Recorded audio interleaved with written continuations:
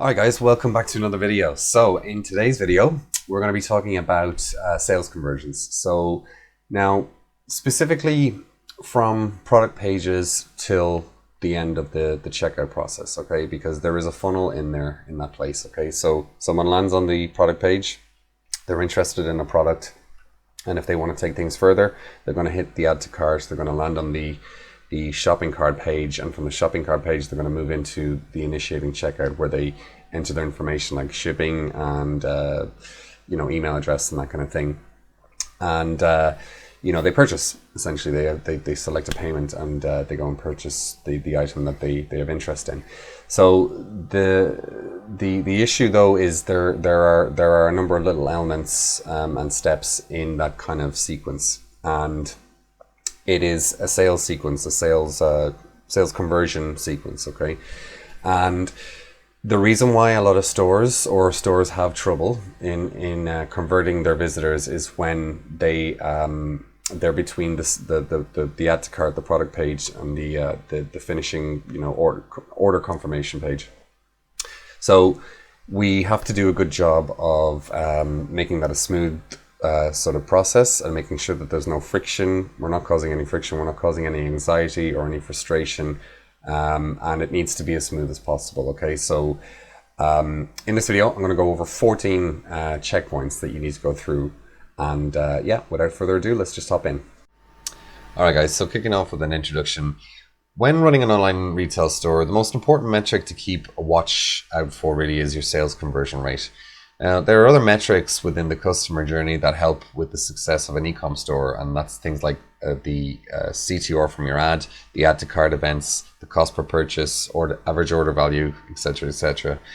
But ultimately your end goal is the sales conversion. And conversions don't just happen, you need to optimize for them. And as with anything in business, there are some do's and don'ts when it comes to persuading your web visitors to become a customer. So in today's presentation, we're going to be talking about a number of elements to keep an eye on within your sales conversion funnel in your store. All of these conversion elements listed in this presentation will improve your store's overall shopping experience, and the end result is going to be more visitors converting on your store. So the first thing we're going to look at here is site speed. Now, site speed is the first thing you want to check up on, okay? The reason for this is that it's literally the first performance metric of your business, okay? So a quick responsive website load time signals efficiency, reliability, assertiveness when branding yourself with your prospects. So be sure you test your site on different devices such as desktop, tablet, and of course mobile phone. So a testing tool there, you can see the URL. If you just plug your URL into the search in that website, it'll be able to kind of diagnose your site speed and give you kind of an overall score and where you need to be kind of optimizing to make it load faster. So that's site speed. Now, next up on the list is of course product pages. Product pages are the driving force of influence and persuasion for your target audience that land on your site. They inform customers of the finer details and benefits of what your products offer and entice them to buy from you. So your product pages should be easy to read and scan, convey the product benefits to your visitor, engage and sell your visitor like storytelling and sales copy, include elements like trust badges, shipping and return policies. Social proof is a big thing in the form of, say, testimonials or reviews. Present a juicy offer that actually hits your visitors' hot buttons, and kind of wants them to, click to hit that add to cart button. Okay. Sometimes your product may need to present sort of FAQs to handle any sort of potential sale objections. Okay. And very importantly too, high quality engaging images and or video of your products. Okay. Now, high quality images and video really help to sell and persuade your audience. So yeah, that's product pages. So just to dissect in the previous slide there, one of the essentials for the product page, which is high quality images and video. Let's just talk about that a little bit. When using high quality video and image content, it can be very helpful when selling your products. So our brains love visuals and can process them faster to gauge whether a product is suitable for us. So combining the two on your product pages helps your visitors to get a better feel for the product and allow them to engage and inspect the value on offer. So your visitors obviously can't hold the product in their hands, so using high-end image and video content that demonstrates what your product does to transform the prospect's pain point situation can deliver more persuasion, to your target audience. So your prospects and customers love to imagine themselves wearing or using a product, which gives them an idea whether it suits them or not. It gives them an experience of what life will be like with this product. So be sure you include this type of kind of context through multiple high quality images and video. So the next checkpoint, guys, is optimizing for mobile devices. So as with desktop, optimizing for speed on mobile pages is very important for your user experience. There are further additions we suggest to make your customer journey more enjoyable. And incorporating a mobile optimized site makes the conversion process much more easy and less stressful on the user. So here's a few things you need to consider. So use large buttons, and I'm referring here to things like your add to cart button.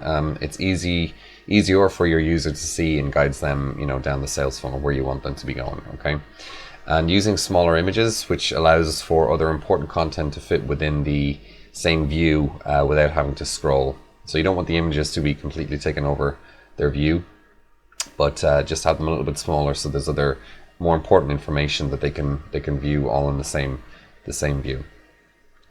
Then you have autofill form fields during checkout, which is great because this causes less friction when filling out forms from the end user and offers a quick, seamless conversion experience.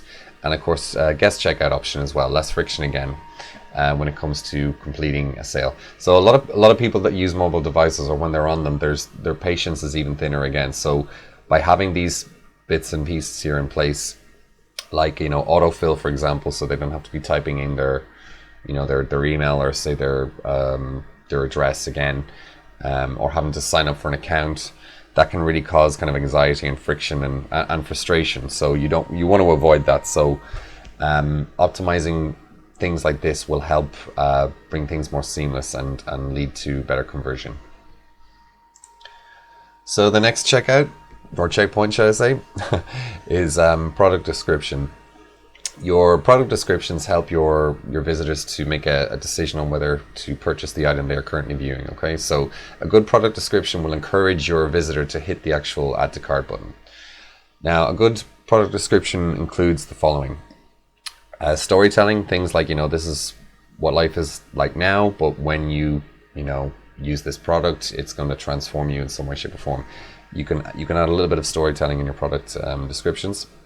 You also got to mention the benefits and the outcomes of the product, using words that help to persuade and sell, of course.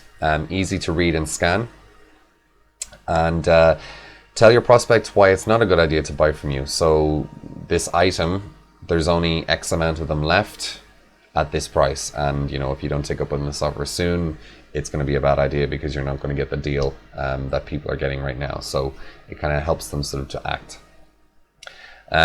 But a tip here is always write your own product descriptions if possible. Okay, so don't use the same product descriptions from your supplier, for example. This has a damaging effect on SEO, and usually these product descriptions from suppliers are usually poor in terms of engaging and persuading their target audience. Okay, they're not copywriters. They're just suppliers essentially. Okay, but for you, on your target audience, you want to take a little bit of time out and actually write correct ones. So that is product descriptions. So now we have call to action. Your end goal, of course, is to make a sales conversion. So make sure the CTA stands out. Okay, this is your call to action CTA. Your CTA is your add to cart button on your product page, and it's one of the first micro commitments you want from your prospect. So a few things to consider here. Contrasting colors help your CTA to stand out, so use them wisely. On mobile devices, we mentioned this in a previous slide, is span the entire width of the screen. Okay, make it very obvious where to find this add to cart button. And position your CTA above the fold on all devices so it's easily visible. So without even having to scroll down on any device, it's clearly visible, your call to action, your add to cart button. So users should never have to scroll and search how to add products to their carts. So you will notice an increase in conversion by keeping your CTA above the fold on all devices. So these tips above help less friction and anxiety and more clarity and persuasion for your prospect to click that CTA button. So it nudges the visitor further and a step closer to actually completing the purchase. So next up we have social proof with testimonials or reviews. So social proof in the form of testimonials and for your brands and product reviews from your customers is a fantastic way of using previous experience of others to help inform and convince your prospects whether they should purchase from you. Social proof helps to verify that you are a trusted source and gives your prospect a filter to use when making a purchasing decision. So like we as humans tend to follow the herd when it comes to decision making. If there are two ice cream vans side by side and the only difference is a noticeable queue of people outside of one of the vans, we instinctively choose to do business with the ice cream van that has the queue of people. And simply because it's giving us indicators of better value and helping us to make a decision that will lead to a better, more certain outcome.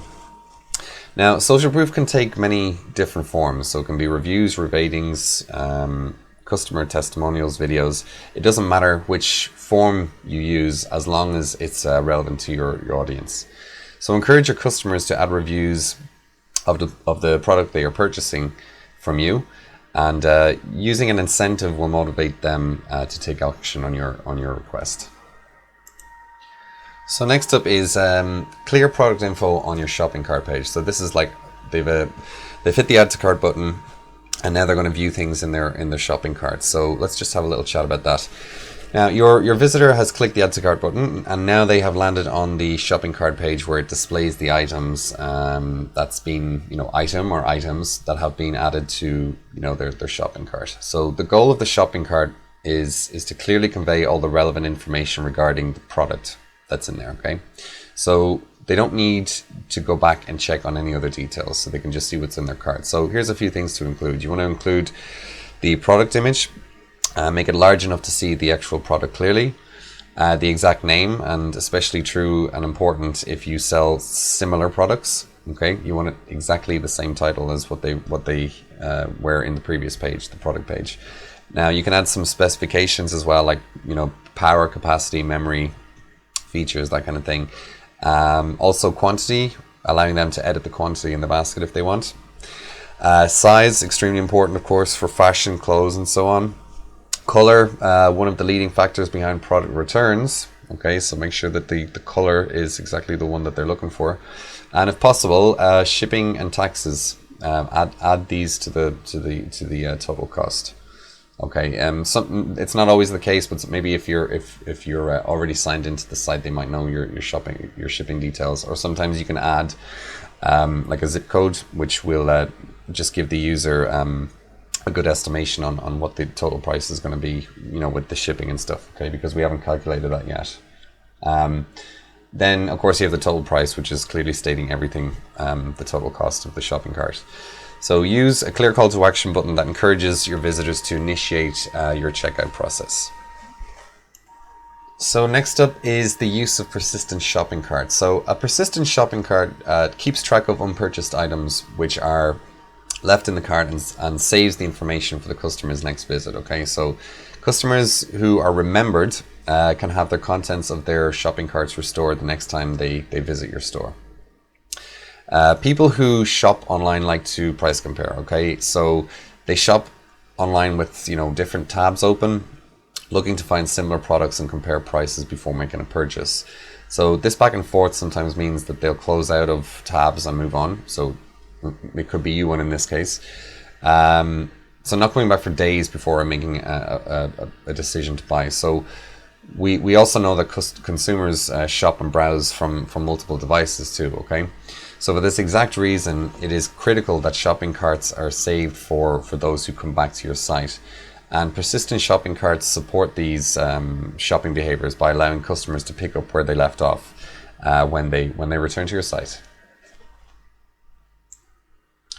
So our next checkpoint, guys, is keep the checkout funnel minimal. So your visitor has intent on making a purchase once they hit the proceed to checkout button from your shopping cart page. Now the checkout funnel needs to be minimal and very obvious to the point of filling out their contact, shipping and payment information. There's no need to add anything else, as it only kind of causes distraction, friction, maybe an anxiety on what to do next within the actual checkout funnel. So no header, no footer, just relevant order information that's going to help your visitor to complete the sale. So only ask information that is necessary for the sale to be completed, and offer the use of same as billing address to autofill the shipping address. So one-step checkouts are becoming more and more popular, and they are an excellent tool for converting more mobile users, especially as well. So point being, anyway, guys, keep things minimal when it comes to the checkout process. So next up on the list is include guest checkout. Now take a look at the second reason for cart abandonment on the right here. Okay, it's pretty evident that visitors of a store don't like having to sign up to a site, and especially if this is their first purchase with you, but they don't want to sign up to or create an account just to complete their purchase. They simply don't have the time, or they don't want to share that much information about themselves. So this barrier to purchase turns a lot of potential customers off the idea of purchasing from your store, causing some shoppers to decide not to continue the ordering process. So a mandatory sign-up policy should be removed. Allowing your visitors to use the checkout as a guest, you'll streamline the ordering process. You can always ask them to sign up for an account after they've made their purchase. The less friction caused for a visitor that wants to spend on your site, the better. So next up is trust badges. Customer trust is an important component that can make or break a business. So if you've got no trust from your prospects, you've got no business, okay, essentially. So it's one of the first things that come to a prospect's mind when they consider doing business with you. So trust badges, or trust seals sometimes as they're known as, are a way for brands to put their customers at ease. So according to Byrne Institution, 17% of shoppers don't purchase because they don't trust the website. Including security badges on your checkout, as it will, help to instill confidence and reduce the cart abandonment. And letting users know their payments and personal information is secure during the purchasing process will reduce any security anxieties your prospects may have and improve the sales conversion rate. So next up is, payment options, and include a few of them if you can. Okay, in today's competitive e-commerce space, it's important to offer multiple secure payment options for your customers, and the benefit of doing so is it will help to increase sales conversions and offer reassurance to visitors that routinely use a particular payment solution. And thankfully, we have a number of options in today's market. So the likes of PayPal, Apple Pay, Android Pay, Amazon Pay, and Visa Wallet are becoming increasingly popular and provide extra security for shoppers. The payment processes you should use on your store can vary, so it's important to know your customer and the options they prefer when purchasing online. But essentially, using multiple payment options is generally advised.